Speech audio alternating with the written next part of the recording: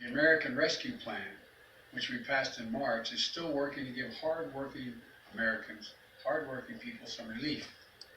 One of the best examples of that relief is the expansion of the child tax credit, which in effect is essentially a historic tax cut for families with children. Just yesterday, 39 million working moms and dads got their direct payment. That money is going to help cover groceries, the mortgage, new pairs of shoes, all the things that kids need. It's a tax cut for working families. So, we're working to provide as much relief as we can right now to American families, but here's the truth.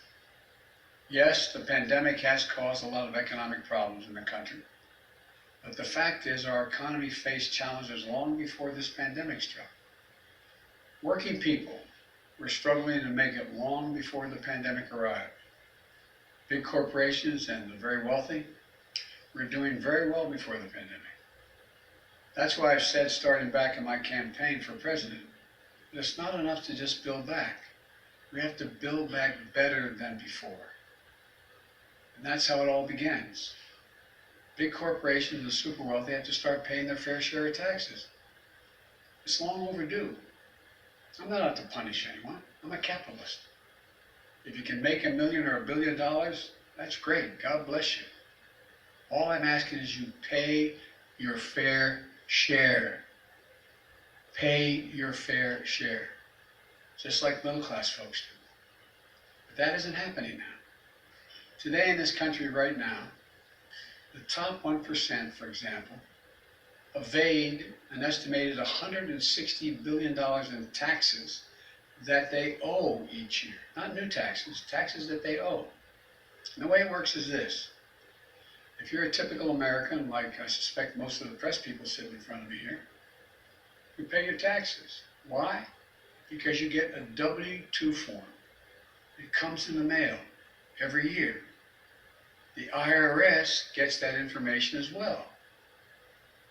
Your taxes get deducted from your paycheck, and you pay what is owed beyond that. That's why 99% of working people pay the taxes they owe. But that's not how it works for people with tens of millions of dollars. They play by a different set of rules, and they're often not employees themselves. So the IRS can't see what they make and can't tell if they're cheating. That's how many of the top 1% get away with paying virtually nothing. It's estimated by serious economists that that number is about $160 billion collectively owed each year that doesn't get paid. It's not an even playing field. My plan would help solve that. For example, it would give the IRS the resources it needs to keep up with the lawyers and accountants and the super wealthy. It would ask just for 2 pieces of information from the banks of these folks. That amounts that come into their bank accounts and what amounts go out of their bank accounts. So that the wealthy can no longer hide what they're making. And they can finally begin to pay their fair share of what they owe. That isn't about raising their taxes. It's about the super wealthy finally beginning to pay what they owe, what the existing tax code calls for.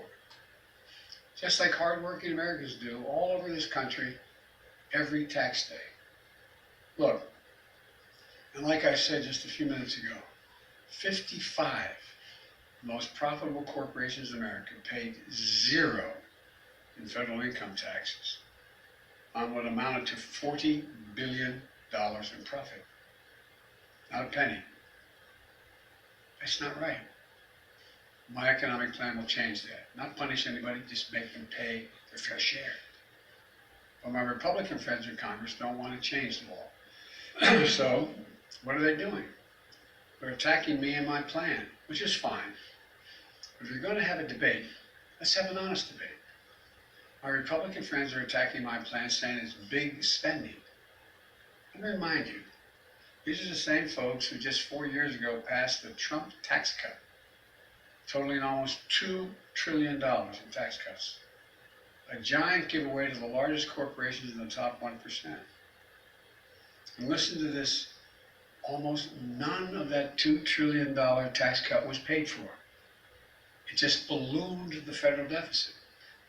In fact, the unpaid bills racked up by the last administration are projected to increase the national debt by more than $8 trillion over time.